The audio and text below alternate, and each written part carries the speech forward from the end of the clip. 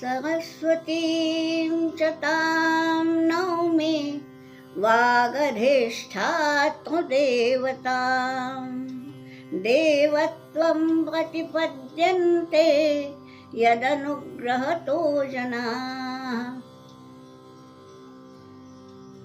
ये सारे सज्जन रसिकों, आज हम ये नीति शतक में से सुजन पद्धति का प्रारंभ करने जा रहे हैं।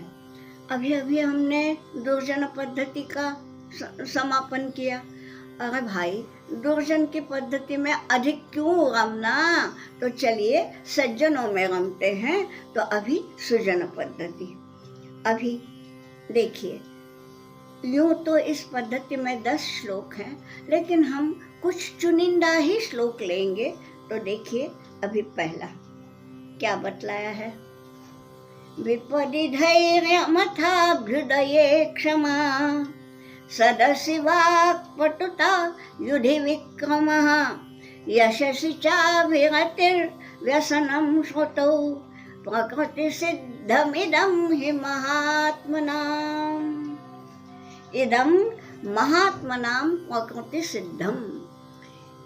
इदम यानी ये यानी जो पहले सारी सूची दी है सद्गुणों की, वो तो ये सब प्रकृति सिद्धम, महात्मनाम प्रकृति सिद्धम, जो महात्मा लोग हैं उनके लिए ये प्रकृति सिद्ध है, यानी ये स्वाभाविक है। क्या क्या है देखिए, पहले बताया है विपदि धैर्यम, बहुत आवश्यक है। विपत्ति किस पर नहीं आती जी, आती है। दुख तो है, दुनिया में संकट आते रहते हैं, विपत्तियां आती रहती हैं, लेकिन उनमें धैर्य धीरज नहीं खोना। पहली बात बताई है अभ्युदय क्षमा। देखिए, या तो हम संकट से घिरे होते हैं, या हमारा अभ्युदय होता है, यानी हम यश पाते हैं। होता ये है साधारण आदमी का कि यश पाए तो चढ़ जाते हैं गरूर से, और संकट आए तो टूट जाते हैं। यहाँ ये बोला है विपदि धैर्यम अथ अभ्युदय क्षमा। जब अभ्युदय हो जाता है, जब यश कीर्ति मिल जाती है, तब आदमी ने क्षमाशीलता रखनी चाहिए। ये नहीं कि हम चढ़ गए और फिर बाद में अन्यों को तुच्छ समझ के उनके साथ दुर्व्यवहार करें। ये बतलाया है विपदि धैर्यम अभ्युदय क्षमा सदसि वाक्पटुता। सदस्य यानी सभा, यानी सभाओं में वाक्पटुता, बोलने में पटुता होनी चाहिए। ये भी एक सज्जन का गुण है। देखिए जी, पहले ही हम प्रार्थना किसकी करते हैं, इसमें सरस्वती च तां नौमि, सरस्वती की प्रार्थना इसलिए करते हैं कि वो ही तो है जो वाणी का विलास करती है। तो वाक पटुता जो है वो सज्जन का गुण है। यदि कोई दुर्जन है, अच्छा वक्ता नहीं हो सकता, क्योंकि उसके मुंह से कहीं गाली गलौज निकलेगी, कहीं किसकी निंदा वचन निकलेंगे, कहीं कटुता झलकेगी। तो इसलिए वो पटुता नहीं कहलाती। सदस्य वाक पटुता सज्जन का गुण है। और युधि विक्रमः, और युद्ध यदि करने का प्रसंग आता है तो युद्ध में विक्रम यानी पराक्रम। देखिए, सभा में वाक चातुरी, युद्ध प्रसंग में पराक्रम, यश मिल गया तो क्षमाशीलता, संकट आ गए तो धीरज। फिर क्या बोला है, यशस्वी च अभिरतिः। यशस्वी च अभिरतिः यानी रति, यानी रति का अर्थ तो वैसे है आसक्त होना, यहाँ वो नहीं लेना है। यश पाने के लिए प्रयत्नशीलता, ये मतलब है कि जरूरी नहीं है कि हम जो करते हैं सदैव उसमें यश ही मिले। हो सकता है किसी ने अच्छे से पढ़ाई की, अब हो सकता है आप लोगों में से कोई छात्र हो, अच्छी पढ़ाई की, किंतु जितने आपने अपेक्षा रखी थी उतने नंबर्स नहीं मिले। अब क्या होगा?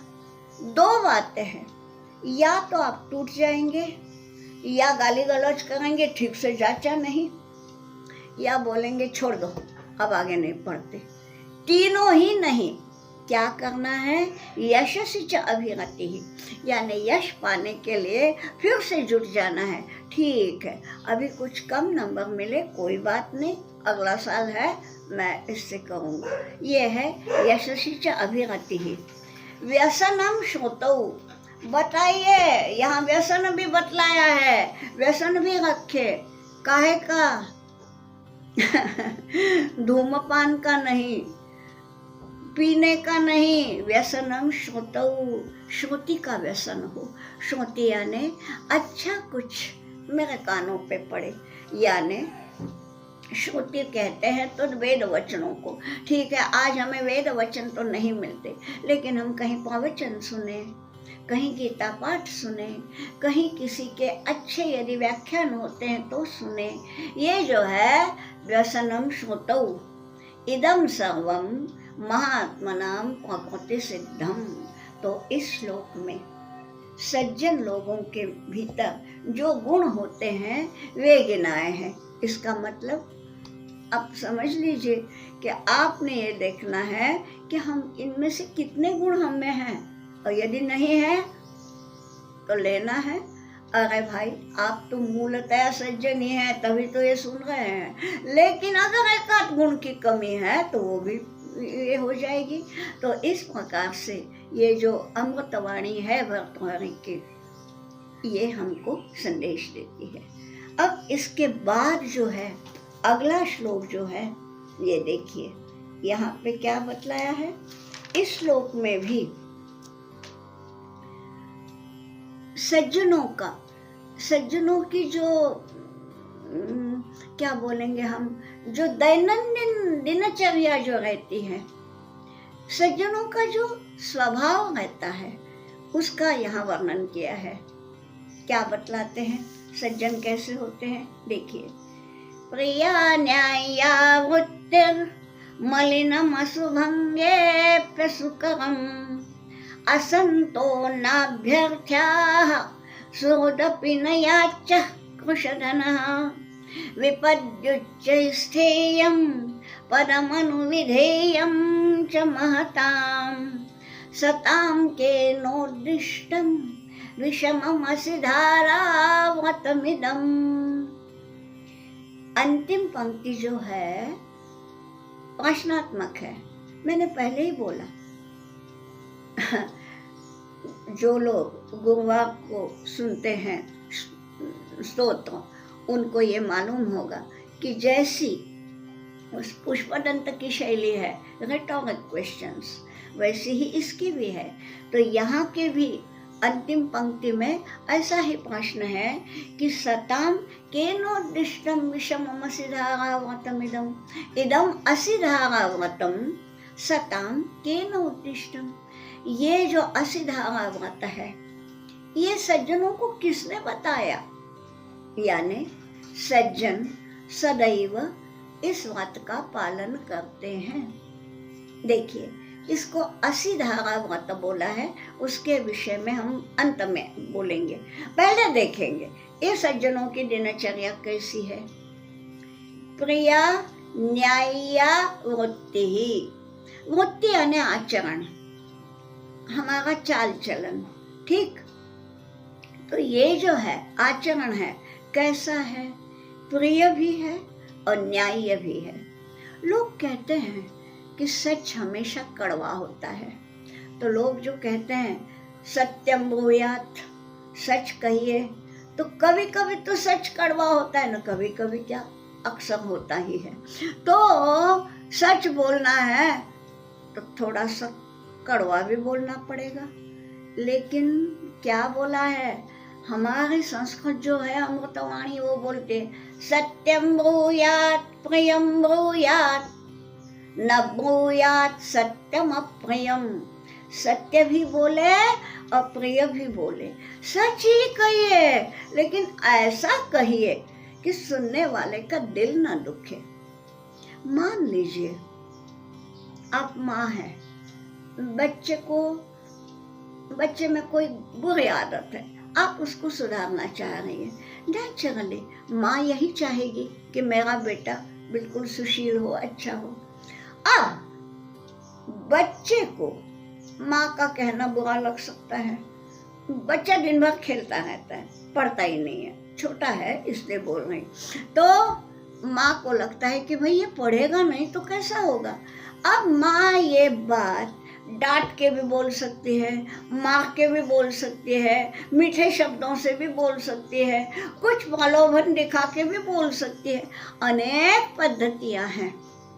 सत्य तो यही है कि बच्चे ने पढ़ना चाहिए, परंतु ये सत्य उसके गले कैसे उतारे, तो ये न्याय्य भी बोले और प्रिय भी बोले। यहाँ ये बतलाया है कि सज्जन जो है वो प्रिय भी बोलते हैं, उनका आचरण भी प्रिय होता है। आचरण यानी केवल बोलना नहीं होता, कृतियां। अब एक बात बताती हूँ। किसी एक प्राध्यापक के पास एक पालक आए, उनको पता नहीं कैसे पता चला कि अमुक प्राध्यापक के पास बीए फाइनल के पेपर्स हैं।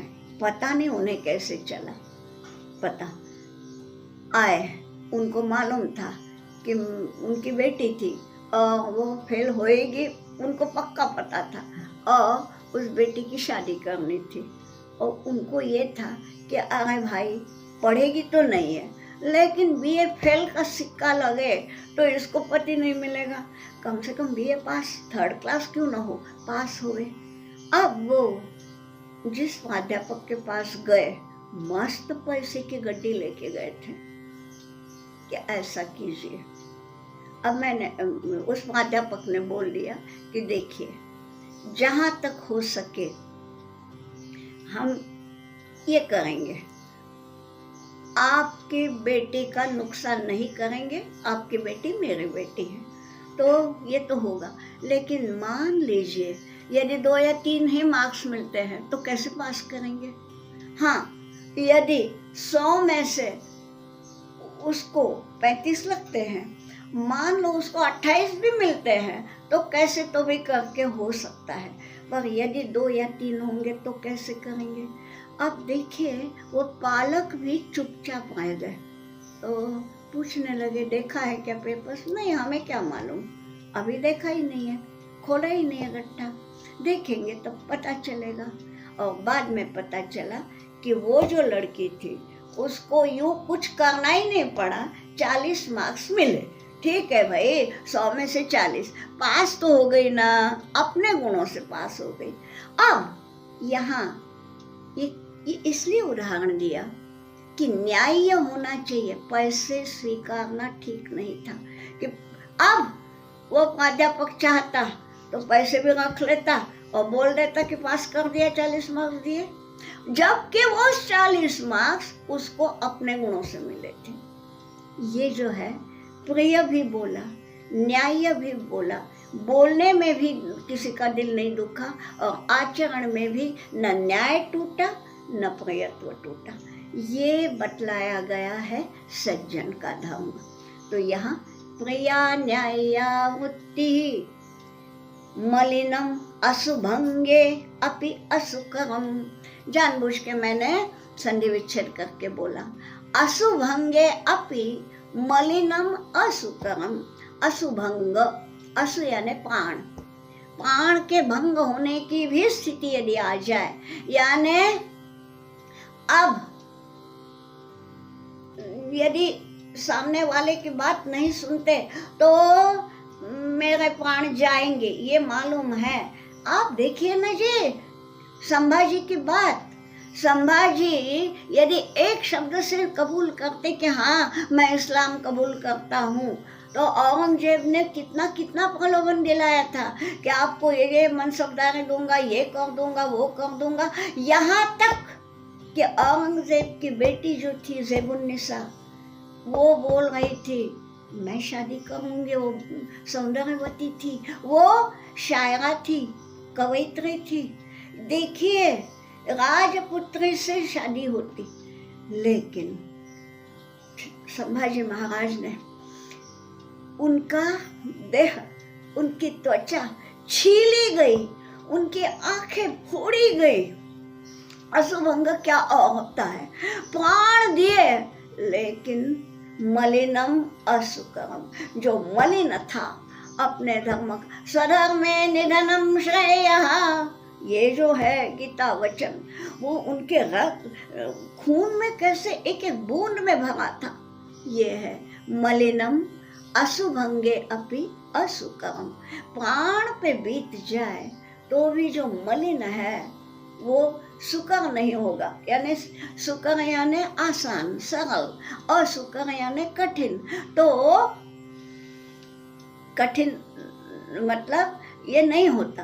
तो मलिनम अशुभंगे अपि कठिन, यानी प्राण भी जाए तो भी प्राण जाई पर वचन न जाइए। तो बतला है, रघुकुल रीति सदा चली आई, प्राण जाई पर वचन न जाई। तो ये जो है अशुभंगे अपि मलिनम असुकरम। फिर क्या बतलाया है, असंतो नाभ्यर्थ्याः, जो असंत है, जो सज्जन नहीं है, उनकी अभ्यर्थना, उनकी हाँ जी, उनकी जी हुजूरी कभी नहीं करना, चाहे कुछ भी हो जाए। जो असज्जन है उसके सामने नहीं झुकना। और सुहृदपि न याच्यः कृशधनः, यदि कृशधन है, धन तो आप जानते हैं, कृश यानी कम, यानी यदि गरीबी के दिन आ गए, यदि धन कम है तो भी असंतो न अभ्यर्थ्या, तो भी अभी धन की कमी है, आवश्यकता है धन की। तो जो असज्जन है उनके सामने तो कभी हाथ फैलाना ही नहीं, परंतु सुहृदपि, जो मित्र है उसको भी न याच्यः। देखिए, जो सुहृद है ना, जो मित्र है ना, वो तो अपने आप देता है, इसलिए तो वो सुहृद है। जिसका हृदय अच्छा होता है वही सुहृद होता है। वो तो अपने आप देखेगा कि मेरा मित्र इस समय विपत्ति में है, मैं दूं, वो देता ही है, क्योंकि वो सुहृद है, सज्जन है। परंतु यदि कोई नहीं देता तो भी न याच्यः, तो भी याचना न करें, कृशधन होते हुए भी। फिर विपदि उच्चैः स्थेयम्, ये तो अभी पिछले श्लोक में भी आ गया, विपदि धैर्यमथाभ्युदये क्षमा, तो विपत्ति में धैर्य धारण करना, ठीक है। पदम अनुविधेयम च महताम, महताम पदम अनुविधेयम। देखिए, पहले क्या बोला है, असज्जन के सामने कभी नहीं झुकना, मित्र के सामने भी याचना नहीं करना, लेकिन कहीं ना कहीं तो झुकना ही है। कहाँ झुके, तो ये बोला है महताम पदम, जो महान व्यक्ति है, जैसे कि हमारे गुरुदेव हैं, ऐसे व्यक्तियों के सामने तो झुकना ही झुकना है। महताम पदम अनुविधेयम, अनु शब्द है, अनु टू फॉलो, यानी उनका महताम पदम अनुविधेयम, यानी देखिए दोनों बातें हैं। पद का अर्थ है पांव, तो उनके चरणों पे झुकना, ये एक बात। और पद यानी पोस्ट, ओहदा, तो महताम पदम अनुविधेयम, वो फॉलो करना, यानी जिससे कि हम महान बन जाए उसके लिए प्रयत्नशील रहना। ये जो है, ये सब कब कि देखिए विपत्ति भी आ रही है, कृशधन भी बोला है, वहाँ अशुभंग भी आ गया, यानी इतना सब कुछ होते हुए भी जो अपनी सज्जनता नहीं छोड़ते, उनके लिए बोला है कि सताम इदम असिधारावतम केन उद्दिष्टम। ये जो असिधारावत है, मैंने पहले ही बोला कि इस मत के बारे में अंत में कहेंगे। आप जानते हैं ना, असी यानी तलवार, तलवार की धारा धागा कितनी तीखी होती है आप जानते हैं। अब उस धागा पर से चलो बोले तो क्या होगा, उस धागा पे पाँव रखते ही तो पाँव कट जाएगा और बैलेंस भी जाएगा, दोनों बातें हैं। तो असी धागा व्रत यानी असी यानी तलवार, धागा यानी धार, और तलवार की धार पे चलने का व्रत यानी अत्यंत कठिनाई का व्रत। मराठी भाषिक जानते होंगे, उनकी सावरकर जी की कविता की क्या है वो, कि घेतले व्रत है अमी अंधते ने। ये व्रत जो हमने स्वीकारा है असिधारा का, वो अंधता से नहीं स्वीकारा, गलती से नहीं, हमने आंखें खुली रख के सब कुछ मालूम होते हुए भी कि कितने कितने कष्ट होंगे, हुए भी है उन्हें, तो ये सारे कष्टों की पूर्व सूचना थी उनके दिमाग में, तो भी उन्होंने बुद्धि पुरस्सर ये व्रत स्वीकारा है। ये है असिधारा व्रत। यहाँ कवि पूछता है कि इदम असिधारा व्रतम सताम, सताम यानी सज्जनानाम, यानी सज्जनों ने ये जो असिधारा व्रत लिया है, केन उद्दिष्टम यानी किसने उन्हें कहा, कोई कहता नहीं और किसी के कहने से कोई व्रती बनता भी नहीं। ये सब जो है सज्जनता हमारे भीतर में जगानी चाहिए, और ये जगाने का काम करते हैं ये ऐसे कवि जो भर्तृहरि से लिखे हैं। अब अगला जो है ये क्या बतलाया है, अभी यहाँ बतलाया है सज्जनों के वर्णन है। वांछा सज्जन संग में परगुणे प्रीतिर गुरौ नम्रता, विद्यायां व्यसनं सयोषितिरतिर् लोकापवादाद् भयम्, भक्तिशूलिनी शक्तिरात्मदमने संसर्गमुक्तिः खले, एते येषु वसन्ति निर्मलगुणास् तेभ्यो परेभ्यो नमः। जैसे पिछले श्लोक में बतलाया गया वैसे ही इस श्लोक में भी सज्जनों के गुणों का यहाँ पे वर्णन भी है, प्रतिपादन भी है।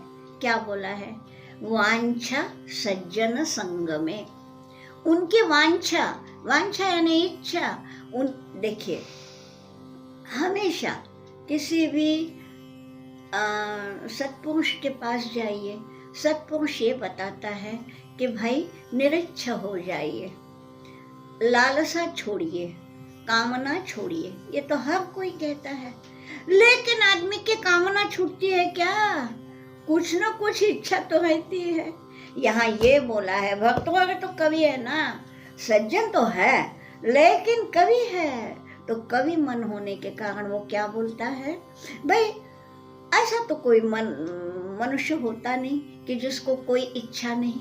तो इच्छा कौन सी हो इच्छा वांछा सज्जन संग में, कि मुझे सज्जनों के संगति की वांछा हो, सत्संग में मेरा मन रमे, यानी मैं दोस्ती भी करूं तो सज्जन के साथ करूं, किसी दुर्जन के साथ ना करूं।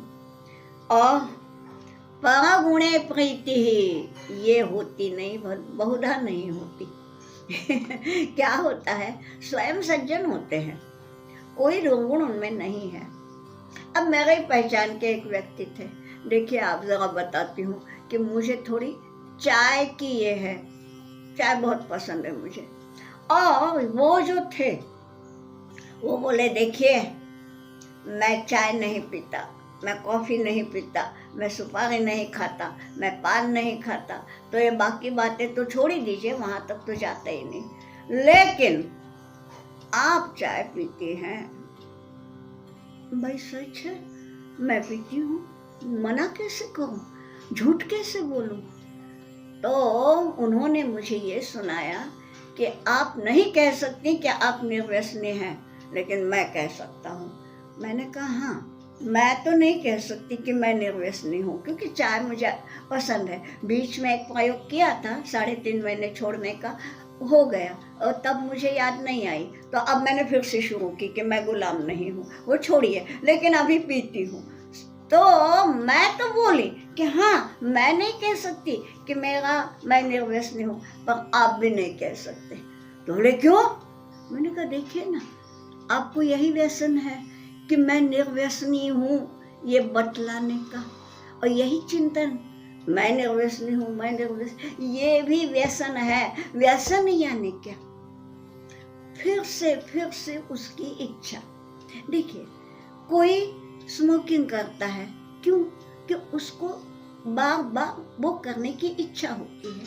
कोई पियक्कड़ होता है, उसको बार बार वो करने की इच्छा होती है। तो जिसको वारंवारिता हो, बार बार करने की इच्छा हो, उसे व्यसन कहते हैं। तो यहाँ ये बोला है व्यसन करो, क्या बोला है? नहीं, व्यसन की बात अलग हो गई। परगुणे प्रीति ही, तो ये मैं बता रही थी कि परगुणे प्रीति ही नहीं होती, यानी दूसरे में जो गुण है उसकी ये नहीं होती। मैं चाय पीती हूँ, यही उनको दिखा, लेकिन मेरा भीतर भी कुछ तो सद्गुण होगा। तो थोड़ा सा हर एक में होता है, जिसको हम दुर्जन कहते हैं ना, उसमें भी कुछ न कुछ सद्गुण होता है, उसको देखिए। तो यहाँ ये बोला है कि जो सज्जन होता है उसकी परगुणे प्रीति ही, दूसरों के गुणों में प्रीति होती है। और गुरु नम्रता, स्पष्ट है कि जो हमसे गुरुजन है, दीक्षा गुरु तो है ही है, शिक्षा गुरु तो है ही है, लेकिन अन्य भी जो गुरुजन है उनके सामने नम्रता, ये सज्जनों में होती है। विद्यायाम व्यसनम, यही बतलाया जो कि व्यसन जो है वो विद्या का हो। स्वयोषिति रति ही अब ये केवल पुरुषों के लिए है, और मुझे मालूम है कि यहाँ जितने पुरुष सुनते हैं उनको ये सब बताने की ज़रूरत नहीं है, वरना ये सुनने आते ही नहीं। यहाँ ये बतलाया गया है कि केवल अपनी ही पत्नी से अभिलाषा रखना, यानी परस्त्री के ऊपर नजर नहीं डालना। स्वयोषिति रति ही, रति भाव जो है वो केवल स्वयोषिति, योषित यानी पत्नी, योषित यानी स्त्री, तो स्वयोषित यानी पत्नी, तो केवल पत्नी पे प्यार करें। ये तो खैर बतलाने की गरज नहीं है, आप सब वैसे ही हैं। और लोकापवादात भयम, यूं तो कहते हैं कि सज्जन लोग निर्भय होते हैं, लेकिन भय होना चाहिए किससे? लोकापवाद से, कि मैं ऐसा कुछ ना करूं जिससे लोग यानी अन्य जन, लोग मुझे बुरा कहे, तो उससे भय हो। और भक्ति ही शूलिनी, अब क्या है, भक्तों स्वयं शैव था, शिव भक्त था, इसलिए उसने शूली कहा है। यहाँ जो जिसका आराध्य दैवत है उसका नाम देखे, तो यहाँ ये बोला है शूली यानी शूलधारी यानी शिव शंकर। तो ये बोलते हैं कि शिव शंकर से भक्ति। शक्ति ही आत्मदमने, शक्ति तो हर एक में होती है, अब वो खर्च कहाँ करें तो कोई ढुसुम करते हैं, ऐसा नहीं। शक्ति जो है उसका विनियोग कैसे करें? आत्मदमने, स्वयं में संयम करने में अपनी शक्ति व्यय करें। संसर्ग मुक्ति ही खले, जो खल है, जो दुष्ट लोग हैं उनसे संसर्ग, उनके संपर्क में आने से स्वयं को दूर रखें। यानी हम समाज में विचरण करते हैं, समाज में कई सज्जन भी मिलते हैं, कई दुर्जन भी मिलते हैं, तो उनमें से हम क्या करें? झगड़ा ना करें। जो खल है, खल मिलेंगे ही, हो सकता है आपके जहाँ कार्यालय में जाते हैं अनेक अच्छे होंगे तो एक कोई बुरा भी होगा, लेकिन उससे झगड़ा ना करना, उससे दूर रहना, संसर्ग मुक्ति ही। हाँ, और झगड़ा भी ना करना और उसके प्रभाव में भी ना आना, ये भी बात है। तो संसर्ग मुक्ति ही खले। एते येषु वसन्ति निर्मल गुणाः, एते निर्मल गुणाः, ये निर्मल गुण येषु वसन्ति, जिनमें बस्ती करते हैं, तेभ्यो परेभ्यो नमः, उन्हें मैं नमस्कार करता हूँ। ये कौन बोल रहा है? स्वयं कवि भर्तृहरि बोल रहे हैं कि मैं उन्हें नमस्कार करता हूँ जो कि परम भक्त भी थे, अत्यंत प्रतिभाशाली कवि भी थे, राजा भी थे, यानी उनके पास बुद्धि बल भी था, धन बल भी था, शक्ति बल भी था, भक्ति बल भी था। ऐसे लोग ऐसे ये भक्तों बोलते हैं कि इतने सज्जन, इतने सद्गुण जिस सज्जन में बसते हैं उन्हें मैं नमस्कार करता हूँ। तो ये है सुजनता की महती, और आज हम यही विराम देते हैं।